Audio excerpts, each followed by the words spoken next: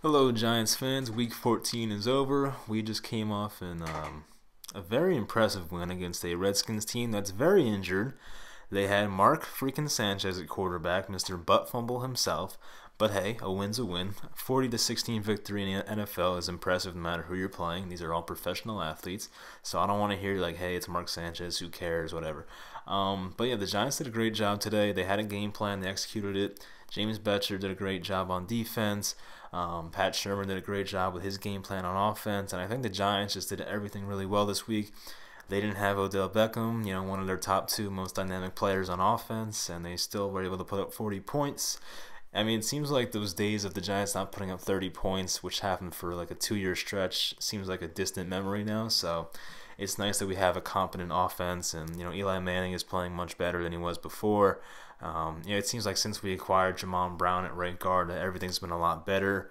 But I think it's just the bye week helped, and being more familiar with Pat Shermer's offense definitely helps as well. So I think guys are getting more comfortable with this team. We've seen Nate Solder play much better of late. We've seen Will Hernandez get better week by week, stuff like that. So there's a lot of improvements to see, and there's a lot of positive things to talk about this week. I don't have many negatives down, which is rare for me because I usually have more negatives than positives. So a lot of things to get into here. So let's start with Eli Manning. So Eli finished today 14 of 22 for 197 and 3 touchdowns, no interceptions. Did have a near interception at the end of the half, but I'll get into that later in the negative section.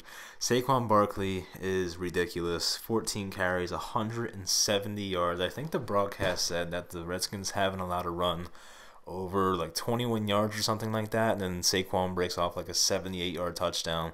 That's just what Saquon does. I mean, he's terrific. He's an awesome talent. Seems like the right pick at this point. A lot of the rookie quarterbacks are not playing well. Baker Mayfield had a good week and all that, but it seems like right now he's the most accomplished rookie.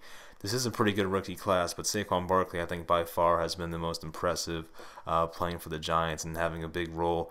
Evan Engram, I forgot this guy played for the team. Evan Engram had 3 catches for 77 yards. He looked explosive again, so there was a lot of positives we saw from Engram. Eli threw a dump off pass to him, and Engram took it pretty far, and there were a couple occasions where he had some long catches, and it's nice to see. I mean, Evan Engram's still a first-round pick, believe it or not, and although it hadn't panned out this year, it's looking like things might be getting better. So I really hope that they implement him more, because I still think his upside is there. We just need to get him more used to playing and getting back into the rotation and all that kind of stuff, because Ellison was playing over him recently. Aldrick Rosas, 2 for 2 on field goals. Seems like a weekly thing. I think he missed an extra point after they scored 40 points. They were supposed to have 41. I think he missed, but shit happens. Oh well. Riley Dixon had another punt to the 1-yard line. I think that's back-to-back weeks now. Maybe it was 2 weeks ago. I forget. But he had another punt to the 1. Curtis Riley had a pick 6. I cannot believe I'm saying this because of what happened last week. I mean, Curtis Riley had one of the most pitiful weeks a football player can have, and not even just weeks, like a season. I mean, this guy's been pretty bad the whole season. It happened off of Kareem Martin's deflection at the line, and then pretty much landed into Riley's lap, but credit to him for catching the ball and taking it into the end zone. So got to give credit where credit's due. Alec Ogletree had another interception. It was off a tip pass, but he seems like the kind of guy that's in the right place at the right time. It seemed like a few weeks ago Giants fans were just ready to run Ogletree out of town, and they were kind of pissed off, but he's definitely playing much better ball now, and I think all those negative comments might have got to him, and maybe he's another guy who needed to get used to the system more, but he is definitely playing much better. Michael Thomas had an interception as well towards the end of the game.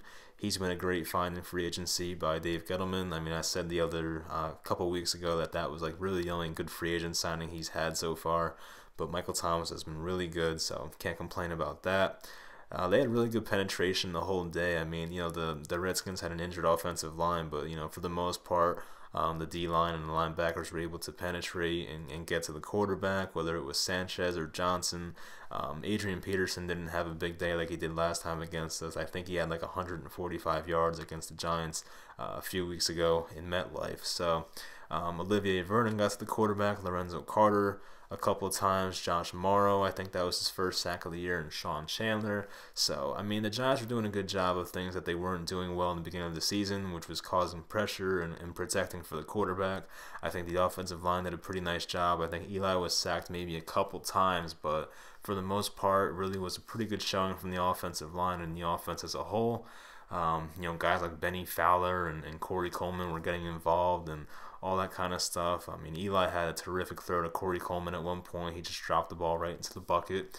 It kind of reminded me of the Mario Manningham Super Bowl catch, but like obviously not exactly because they're playing in a Week 14 game when both teams pretty much are eliminated.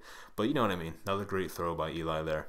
The pass he had to Benny Fowler was impressive. I thought it was a bit risky, but he put it in the right place and made the right throw. And he did have some nice throws today, so I'll give Eli a lot of credit there.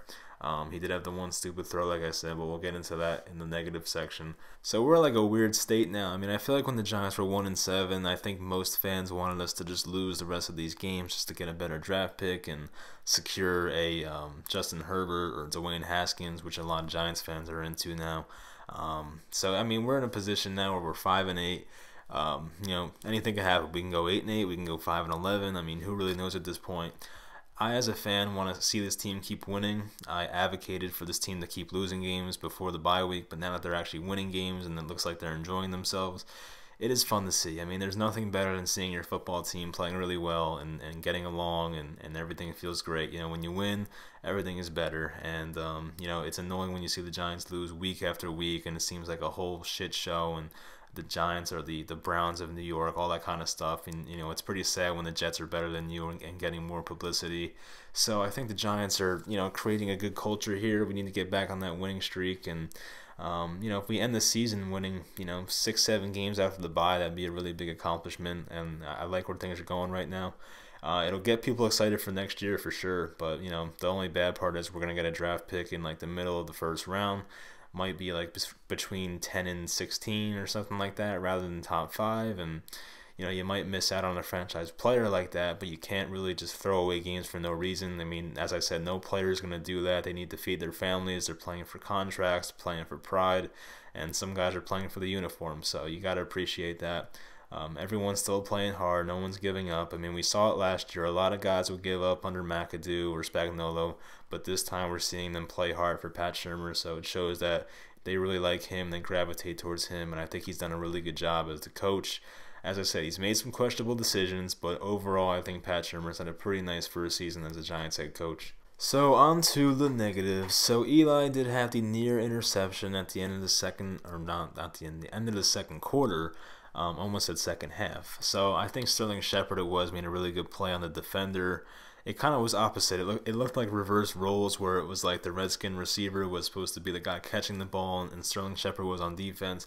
Made a nice play to get that ball out and prevent the interception. It probably would have been a pick six. So big play by him. But Eli Manning, you have to be smarter than that in those situations. I mean, if it was in a close game or a game that they needed to win, that would be a very costly turnover if it were to happen. And that's just what Eli does. I mean, we've watched him play for many years. He'll make 5 great throws and one bad one. That's just the way he is. But in that situation on the goal line, can't have that. The opening drive, I mean, the first couple of drives were pretty bad. They really didn't have much of a game plan, it looked like.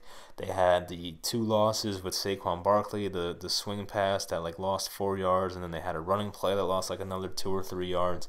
Then they had the pass to Ingram, and there was holding, and they declined it. So the Giants were just going backwards on that first drive, and that's not really the way you want to start a game. And it looked like, the first half of the first quarter, it kind of looked like it was going to be a low-scoring game. I mean, I never thought the Giants were going to drop 40 on them, but that's just the way it went. And it looked like the Redskins just imploded, and something happened there. I mean, it was crazy how the Giants just took full control of that game. So, I mean, there was another play with Eli in the red zone where he probably should have thrown the ball away. He took a sack in a situation when they couldn't afford it. I think it was first down and goal, or not first down and goal, it was second down and goal, and he just really needed to throw the ball out of the end zone and kind of just go back for third down. So that was a bad decision. Can't take a sack there. Wayne Gallman had 14 carries, did average 2.8 a carry. That was kind of disappointing, but it was a garbage time thing. And then This is what I want to talk about. So Kyle Lauletta finally made his NFL debut, and it really couldn't have gone any worse, I feel like. I mean, he only had 5 pass attempts, but it went about as bad as you can possibly hope for it to go. He had an interception, had some really dumb throws that could have been intercepted as well. It did not look like he was prepared at all, and I think now we see why Eli Manning was still out there in situations when the Giants were, basically eliminated already. And, maybe Kyla is not the guy. Maybe he's not ready. I mean, I really don't know. But he did not look good at all.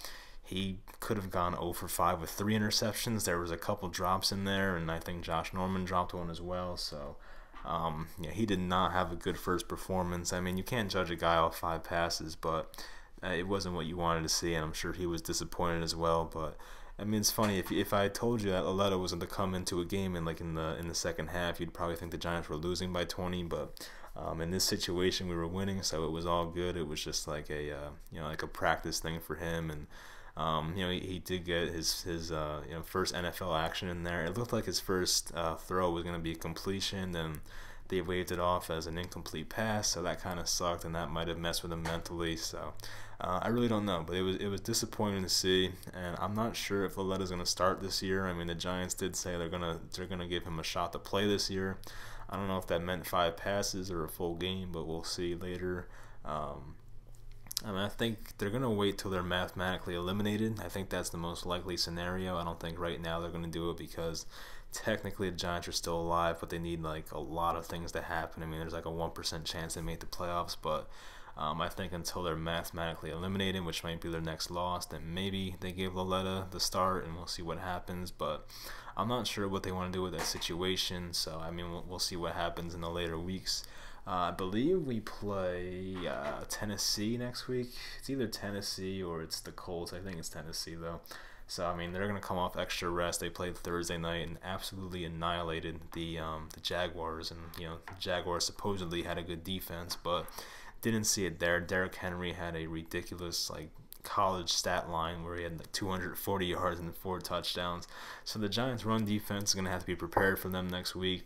I'm looking forward to it, though. I mean, recently I haven't been looking forward to watching Giants games because you just figured it'd be another loss, but we've won 4 out of 5, and things are getting pretty exciting now. So, I mean, I hope they can win that game, go 6-8, beat the Colts 7-8, and then maybe the Cowboys will be resting their players and we go 8-8. I have no idea, but those are 3 tough opponents coming up. Maybe this is our last win of the year. I don't know, but it'll be interesting. But hopefully Odell's back next week. I hope he heals up pretty well. I liked that they chose the cautious route and sat him in a game where they really didn't need him. So that's much appreciated. And the Josh Norman thing, they really didn't need that to happen again. So maybe it was a good idea all along. But yeah, that'll do it. As always, follow on Twitter and subscribe and comment, all that good stuff. And thanks for watching, guys. I'll talk to you after the Titan game next week.